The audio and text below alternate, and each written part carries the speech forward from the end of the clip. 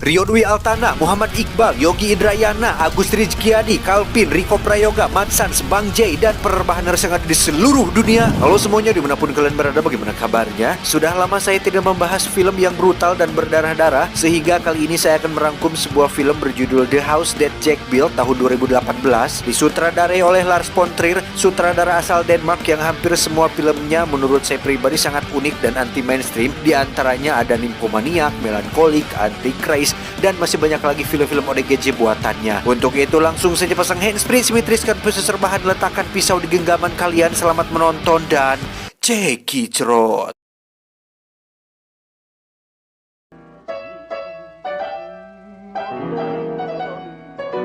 Cerita akan berfokus pada seorang pria bernama Jack. Ini bebenguknya. Perlu dicatat bahwa Jack ini adalah seorang pembunuh berantai yang selama 12 tahun terakhir telah membunuh sekitar 60 korban dan tidak pernah ada satu kasus pun yang berhasil terungkap oleh polisi. Dari 60 pembunuhan yang telah Jack lakukan, hanya 5 aksi pembunuhan yang akan menjadi titik fokus cerita di film ini, di mana kelima pembunuhan tersebut dilakukan secara acak dengan motif yang berbeda-beda. Dan inilah rumah yang dibangun Jack. Kisah diawali dengan memperlihatkan Jack yang sedang berkendara, di mana saat itu dia dicegat oleh seorang wanita yang sedang butuh pertolongan. Ban mobilnya bocor dan dongkraknya juga rusak, sehingga si wanita meminta Jack untuk meminjamkan dongkraknya sebentar saja, bukan yang ada di dalam celana tetapi yang ada di bagasi mobilnya. Namun karena Jack tidak memiliki dongkrak di mobilnya, dia pun menyarankan si wanita untuk berjalan beberapa kilometer ke depan, yang di situ ada sebuah bengkel yang mungkin bisa membantu membetulkan dongkraknya. It's about 5 miles from here. Dengan gaya kaum hawa dan senyum cumentilnya, si wanita pun mencoba untuk merayu Jack agar mau mengantarkannya ke bengkel, di mana Jack yang masih punya sedikit rasa kasihan pun akhirnya bersedia untuk mengantarkannya ke sana. Di dalam mobil, si wanita ini terus berbicara ini itu yang menandakan bahwa dia adalah tipikal wanita yang cerewet dan menyebalkan, di mana Jack hanya diam saja dan mendengarkan tanpa merespon setiap apapun yang keluar dari cungurnya. What was it one's mother used to say about not getting into cars with strangers? Sesampainya di bengkel, si wanita kembali meminta tolong supaya Jack menunggu sampai dongkraknya selesai diperbaiki, yang tentu saja si wanita ingin agar Jack mengantarkannya kembali ke mobilnya. Dengan nada memaksa dan masih dengan alasan yang sama itu kasihan, Jack pun bersedia untuk menunggu dan mengantarkannya kembali. Dalam perjalanan kembali, si wanita asing ini lagi-lagi berbicara tidak penting dengan mengatakan, "Aku sembarangan banget ya minta tolong kepada orang asing seperti kamu. Padahal kan bisa aja kamu ini seorang pembunuh berantai yang ada di koran-koran." Hehehe. Masih dengan ekspresi yang sama, Jack pun tidak merespon omongan-omongan si wanita yang mungkin niatnya hanya untuk basa-basi dan mencairkan suasana. I'm sorry. Were you offended that I called you a serial killer? Sesampainya di mobil, Jack pun dengan sukarela mau mendongkrak mobil si wanita agar supaya dirinya bisa cepat pergi dan melanjutkan kembali perjalanannya. Namun ketika dongkraknya kembali rusak, di situ Jack nampak sudah mulai jengkel dengan situasi ini. Tetapi si wanita lagi-lagi merengek dan meminta tolong secara paksa agar Jack mau mengantarkannya kembali ke bengkel yang tadi. Even if I was to beg you to drive me back. The last time? Berbeda dengan obrolan sebelumnya, kali ini si wanita mulai melunjak dan berlebihan dalam bercuap-cuap ketika dia dengan seenaknya berbicara mengenai sosok si Jack yang tidak mungkin seorang pembunuh berantai. Karena dari sikapnya yang baik dan mau membantu, si wanita mengatakan jika Jack terlalu lugu, bahkan terlalu pengecut untuk menjadi seorang pembunuh berantai. Main-main. Jack pun menyembunyikan mobil milik si wanita di antara pohon di pinggir jalan. Masih bisa terlihat sekilas, tapi tidak akan ada yang memperhatikannya. Juga dengan pertimbangan bahwa jalur ini merupakan perbatasan antar kota, sehingga sheriff atau pihak berwajib kemungkinan besar akan jarang berpatroli di daerah tersebut. Untuk jasad si wanita sendiri, Jack tentu sudah memikirkannya. Selama 12 tahun melakukan pembunuhan, Jack tentunya memiliki tempat sendiri yang biasa dia gunakan untuk mengekspresikan hobinya tersebut, di mana Jack memiliki sebuah tempat pendingin sendiri atau ruangan khusus sendiri, khusus menyimpan mayat-mayat korban yang telah dibunuhnya.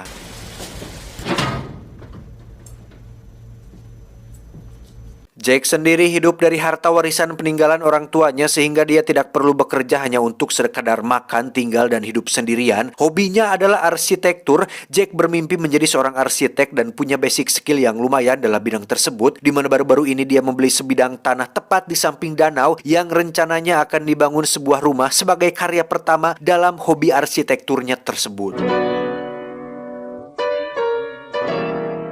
Yang menarik adalah, selain Jack punya dua hobi yang cukup signifikan, yakni membunuh dan arsitektur, Jack rupanya seorang pengidap OCD atau Obsessive Compulsive Disorder, sama seperti sosok Roy di film Matchstick Man tahun 2003, linknya ada di deskripsi. Jack suka sekali bersih-bersih, menyusun barang, memastikan semuanya rapi dengan posisi yang teratur, sehingga ketika Jack merasa bahwa sesuatu tidak ada pada tempatnya atau ada kotor sedikit pada meja, Jack akan memeriksanya berulang-ulang kali sampai pikirannya merasa tenang.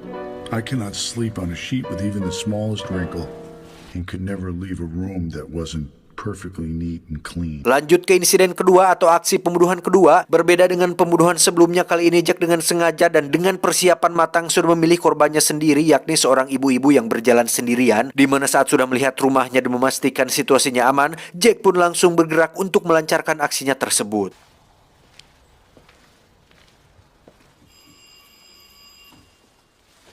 Pada momen ini kita akan diperlihatkan dengan kelebihan yang rata-rata dimiliki oleh para psikopat, yaitu kecerdasan, di mana Jack sama sekali belum tahu akan mengaku menjadi seorang apa supaya diizinkan masuk ke rumah si ibu. Tetapi ketika melihat foto suami si ibu yang dipajang di dinding, Jack sudah bisa menebak jika suaminya telah meninggal, yang berarti si ibu tinggal sendirian di rumah ini, sehingga Jack mengaku sebagai agen asuransi yang bertugas untuk memeriksa kelengkapan data-data agar supaya dana asuransinya bisa cepat cair ke tangan si ibu.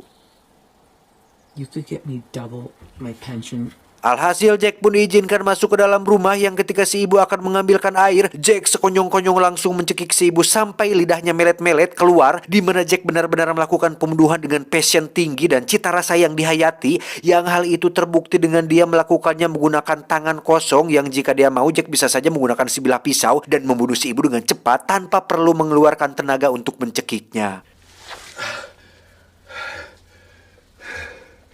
Tidak seperti orang normal yang jika sudah melakukan kesalahan akan merasa sangat bersalah dan buru-buru meninggalkan tempat kejadian, Jack justru dengan luar biasanya menancapkan sebilah pisau agar tubuh si ibu berdarah, kemudian diletakkan di atas kursi dan memotretnya untuk dijadikan koleksi. Barulah setelah semua treatment selesai, Jack pun membungkus si ibu dengan plastik dan memasukkannya ke dalam mobil.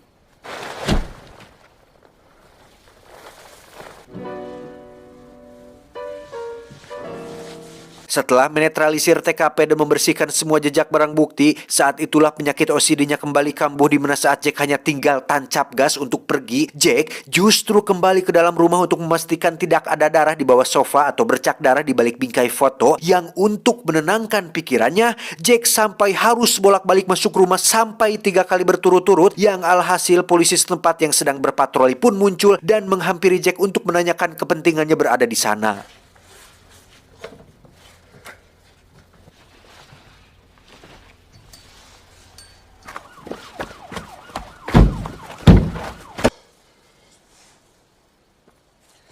Jack pun mengaku sebagai sahabat dekat suami si ibu dan menunggu seharian di sana karena si ibu tak kunjung keluar rumah. Khawatir telah terjadi apa-apa, Pak Polisi pun masuk ke sana tapi tidak menemukan apapun yang mencurigakan, di mana Jack justru menyarankan agar Pak Polisi menghubungi kantor pusat atau memeriksa ulang setiap sudut ruangan kalau ada petunjuk tentang menghilangnya si ibu. Sikap sok tahu dan melangkahi tugasnya itulah yang justru membuat Bapak Polisi ini merasa risih dan mengusir Jack dari sana, di mana memang hal itulah yang sebenarnya diinginkan oleh Jack dari tadi. No. You're gonna have to put that back down now. Get out. Have a nice day, officer. Get out, sir.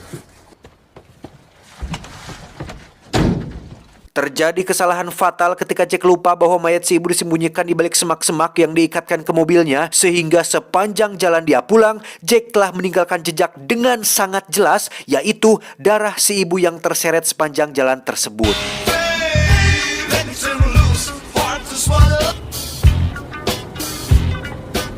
Entah suatu keberuntungan atau Tuhan yang masih sayang kepada Jack, hujan deras pun tiba-tiba turun yang membuat jejak darahnya menghilang terbawa air, di mana kejadian tersebut justru membuat Jack semakin yakin jika perbuatan yang dilakukannya selama ini adalah sesuatu yang benar karena Tuhan saja masih membantunya di saat-saat darurat seperti ini. Now, I don't consider myself a decidedly devoted man of faith. Seperti yang sering saya jelaskan di film-film bertema psikopat sebelumnya, seseorang dengan kecenderungan psikopat memiliki trouble dengan satu bagian syaraf di otaknya, yaitu amigdala. Bentuknya kecil seperti kacang almond. Amigdala inilah yang berperan penting dalam pengolahan emosi, rasa takut, marah, dan bahagia, di mana psikopat mengalami penurunan atau minimnya aktivitas pada amigdala, sehingga membuatnya kurang merasakan simpati, empati, atau rasa takut terhadap sesuatu.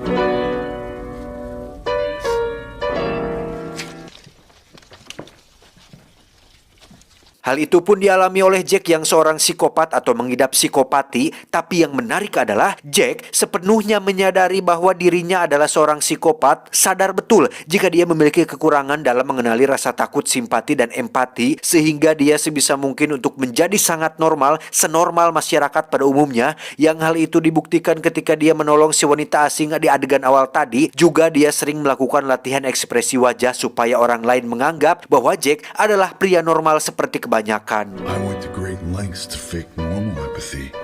Smile. Disappointed.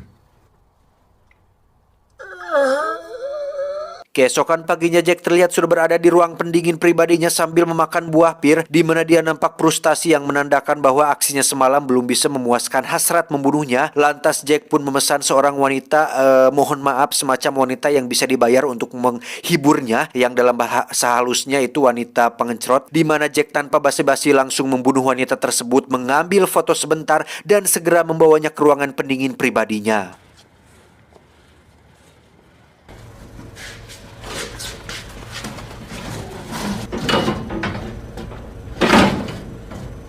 Ketika melihat foto-foto tadi, Jack merasa kurang puas dengan hasil jepretannya, di mana Anda akan sangat dibuat tidak habis pikir dengan apa yang akan Jack lakukan, karena Jack berniat untuk kembali ke TKP dan mengambil ulang foto yang tentu saja dia harus membawa kembali jasad si wanita ke TKP tersebut. Dan Anda akan semakin dibuat geleng kepala ketika Jack dalam perjalanan menuju TKP, dia melihat ada seorang pejalan kaki yang sedang berjalan sendirian, di mana Jack yang jiwanya sudah dikuasai setan pun dengan tidak puguh-puguh menabrak pejalan kaki tersebut hanya karena sedang ingin saja. Ingat, Jack sama sekali tidak kenal dengan si pejalan, dia juga tidak merencanakan akan ada orang yang berjalan sendirian di malam itu, dan Jack juga tidak memiliki alasan apapun untuk membunuhnya. Satu-satunya alasan yang dia miliki hanya karena tidak kuat saja melihat seseorang di pinggir jalan dan mudah untuk dibunuh.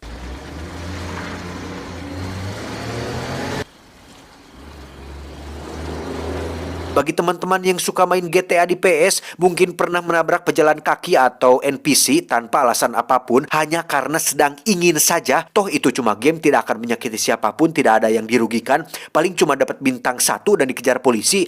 Nah, perasaan itulah yang dirasakan oleh Jack saat ini ketika dia membunuh pejalan kaki tersebut. Kebayangkan betapa ODGJ-nya si Jack ini? Jack pun memasukkan si pejalan kaki ke dalam mobil lalu membawanya ke TKP untuk dijadikan model bersama dengan si wanita malam, di mana Jack kini memiliki 2 model yang bisa dia foto untuk memuaskan fashion edannya tersebut. Mungkin Anda akan berpikir tindakan Jack ini terlalu gegabah dan bisa membuatnya ketahuan oleh para penghuni di TKP tersebut, tetapi Jack sudah memiliki jawabannya sendiri, yaitu terkadang cara terbaik untuk bersembunyi adalah dengan tidak bersembunyi sama sekali.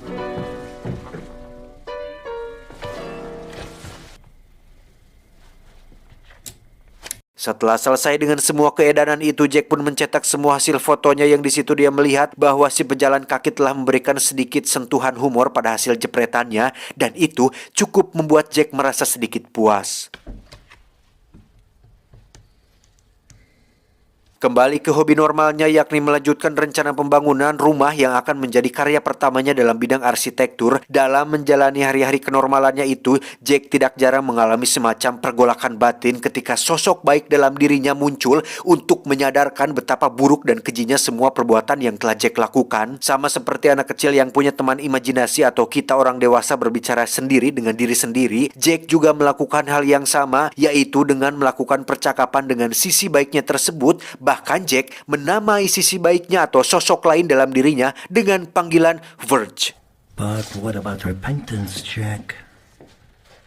Walau hanya sebatas dalam pikiran, sosok Verge ini selalu kontra terhadap setiap tindakan yang Jack lakukan. Dia bahkan menyuruh Jack untuk segera bertaubat karena setiap apa yang kita lakukan pasti akan ada balasannya. Seperti peribahasa mainstream, yakni apa yang kita tuai itulah yang kita tanam. Namun keburukan nampaknya sudah merasuki jiwa Jack seutuhnya sehingga dia menolak dengan tegas untuk bertobat dan justru melakukan pembelaan dengan mengatakan bahwa orang lain tidak akan bisa mengerti betapa sakitnya dia, betapa sangat tersiksanya dia ketika libur membunuh, betapa cemas dan gelisahnya dia ketika tidak bisa melampiaskan hasrat biadabnya tersebut, sehingga satu-satunya cara agar pikiran dan jiwanya merasa damai adalah dengan membunuh seseorang dan menikmati detik-detik sakaratul maut mereka. Several more murders.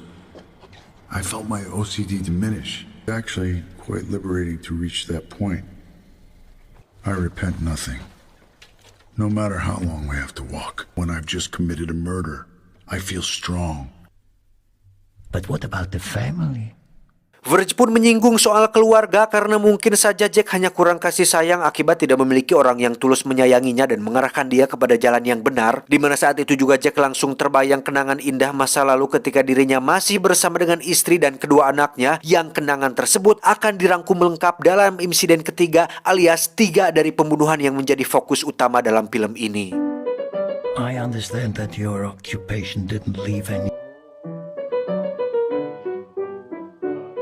Kala itu dia dan istri serta kedua anaknya pergi piknik ke sebuah tempat wisata berburu, di mana awalnya semua nampak baik-baik saja. Begitu juga dengan perilaku Jack yang sangat care kepada kedua anaknya, mengajari mereka cara menggunakan senjata dan membidik target dengan baik. It's not as precise as the rifle. Fire. As you can see, this one was hit here in the hind quarters. Namun tak lama kemudian piknik itu pun seketika berubah menjadi sebuah mimpi buruk tatkala Jack tiba-tiba menembaki mereka bertiga, yang awal tindakan Jack tersebut tidak lebih dari hanya sebuah gagasan atau ide yang sepele yang muncul di pikirannya ketika Jack hanya ingin membuktikan sebuah teori dalam dunia berburu bahwa ketika anak rusa ditembak duluan, maka induknya akan langsung menyerah dan tidak berdaya untuk melarikan diri dari sang pemburu. What do you mean?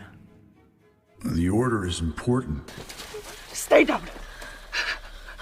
Jack pun mempraktekkan hal itu kepada istri dan kedua anaknya dengan cara menembak anak bungsunya terlebih dahulu, disusul dengan menembak anak sulungnya tepat di tengkorak kepalanya, di mana Jack pun akhirnya merasa menjadi seorang pria sejati dan menganggap dirinya adalah seorang pemburu sejati setelah berhasil membuktikan teori induk rusa tersebut. Astagfirullahaladzim. At that point, I think of myself as a bit of a gentleman, but it's also much. Beberapa waktu setelah kematian istri dan kedua anaknya, Jack pun mencoba untuk menjalin asmara dengan seorang wanita dalam upaya untuk membuat hidupnya tampak normal, karena kebanyakan mayoritas pria normal tentunya akan mencari pendamping baru setelah pendamping sebelumnya sudah tidak ada, dan itulah yang sekarang sedang diusahakan oleh Jack. I can't the way you look at me. Menjalin hubungan dengan psikopat tentunya tidak akan sama dengan orang normal, di mana si wanita ini bisa dibilang cukup sial karena harus bertemu dengan pria seperti Jack. Sejak pacaran, si wanita selalu dipanggil dengan sebutan dungu. Kata-kata kasar sering sekali terlontar dari mulut Jack tanpa si wanita bisa melawannya, karena kembali lagi seorang psikopat sangat manipulatif, mendominasi, cenderung mengintimidasi, sehingga siapapun yang hidup bersamanya atau bersama seorang psikopat akan merasa sangat tidak berdaya dan tidak berkuasa akibat permainan manipulasi pikiran yang dimainkan oleh sang psikopat. To me, your name is simple. Why do you always have to be so cruel? Ketika Jack membuka wajah wanita ini dan menggambar garis putus-putus pada kedua teteknya menggunakan spidol merah, si wanita ini pun mulai merasa risih dan tidak tahan dengan sikap aneh yang terus ditunjukkan selama mereka berdua pacaran, sehingga malam ini juga si wanita memutuskan untuk berani membantah dan memberitahu polisi tentang sikap abnormalnya tersebut. It's like totally weird, and he said he killed 60 people. Dengan cerdas, Jack pun berpura-pura mabuk dan membuat situasi seolah mereka berdua hanya sedang bertengkar biasa seperti pasangan kebanyakan akibat pengaruh minuman alkohol, di mana saat si polisi itu pergi, si wanita pun tak punya pilihan lain selain menghampiri Jack yang menangis dan mengungkapkan penyesalannya atas semua sikap anehnya selama ini. Can you forgive me? Come on. Let's go inside. Ketika si wanita sudah luluh dan mau diajak masuk kembali ke dalam kamar, barulah Jack menunjukkan sosok aslinya ketika si wanita baru menyadari jika pintu telah dikunci dan kabel telepon telah terpotong, di mana dalam beberapa menit ke depan si wanita akan menyadari bahwa selama ini dia telah menjalin asmara dengan seseorang yang sangat berbahaya, melebihi binatang buas yang ada di Kepulauan Galapagos. Yes!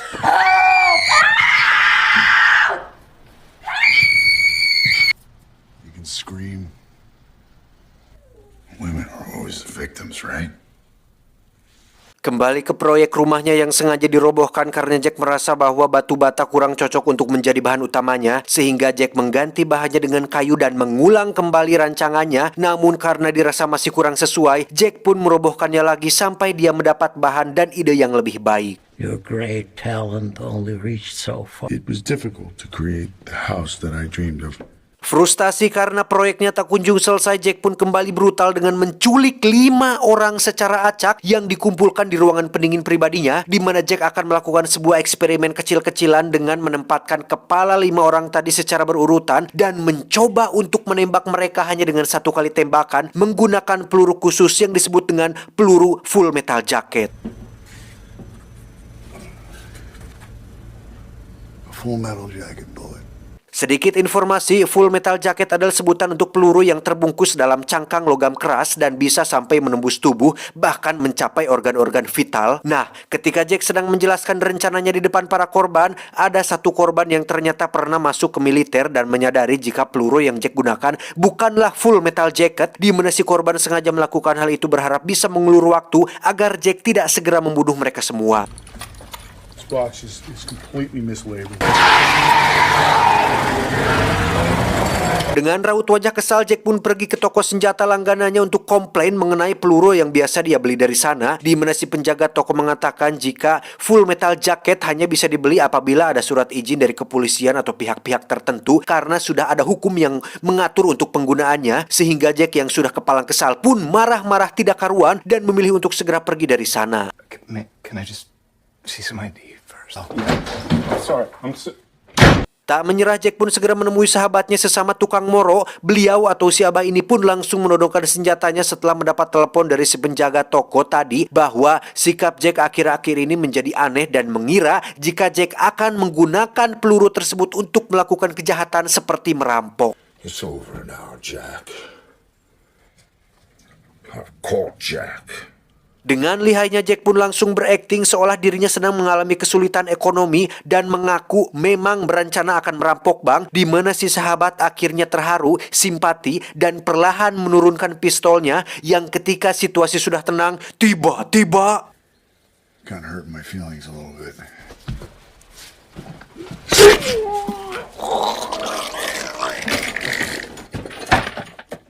tak lama polisi pun datang setelah mendapat laporan dari si penjaga toko, di mana Jack juga membunuh si polisi setelah menyadari jika identitasnya sekarang sudah terlanjur ketahuan dan tidak ada alasan lagi baginya untuk tidak membunuh pihak berwajib.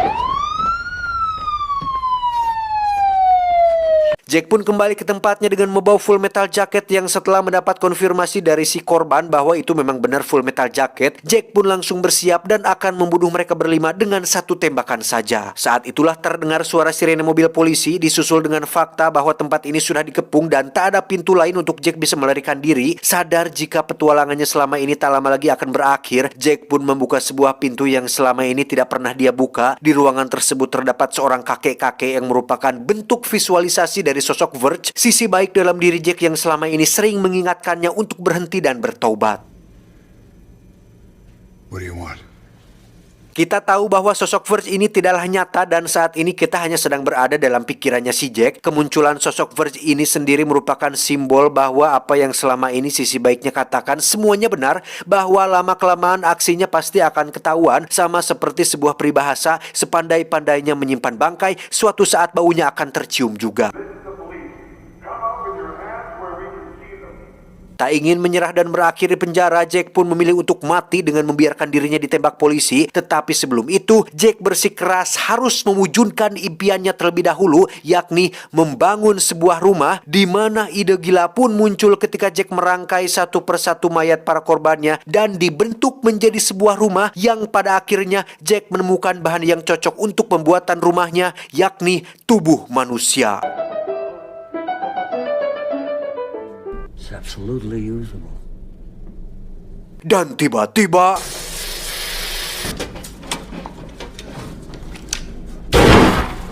pada detik-detik Jack sekarat, kita akan kembali dibawa ke dalam pikirnya si Jack, di mana di situ Jack seolah berdiri di atas genangan air, kemudian berjalan melewati terowongan penuh air dengan si Purge yang masih setia menemaninya.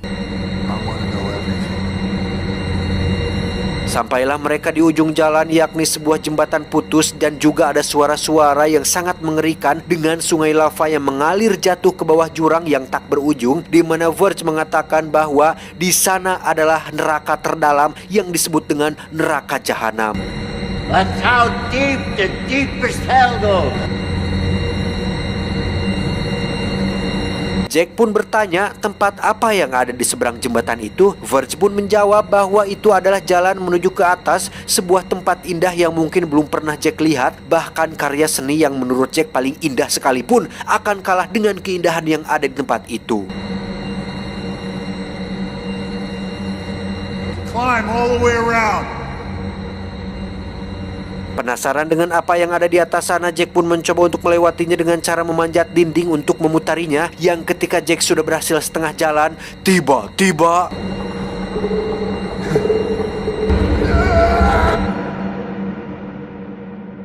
tamat ending yang cukup melaknatkan.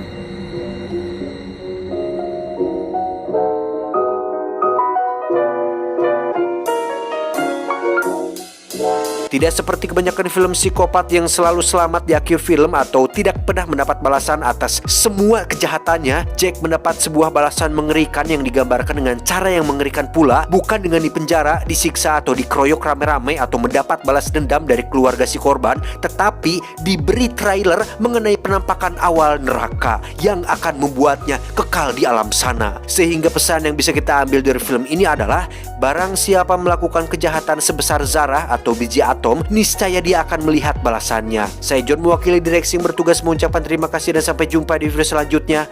Adios, gagang pintu rumah Firaun. Cuau. Ngopi dulu, bro. Sudah lama gak ngopi di luar. Saya selama ini sudah hampir 2 sasih ya. Enggak 2 sasih, 1 sasih. Sasih itu bulan itu. Sudah hampir 1 bulan saya tidak ngopi di luar. Biasanya di rumah teman. Cuman akhir-akhir ini saya lagi betah di rumah gitu. Jadi ini jam 18.52. Ini habis maghrib saya langsung record. Soalnya situasi lagi enak, sepi gitu. Jadi recording pun tidak terganggu dengan suara-suara gangguan di luar.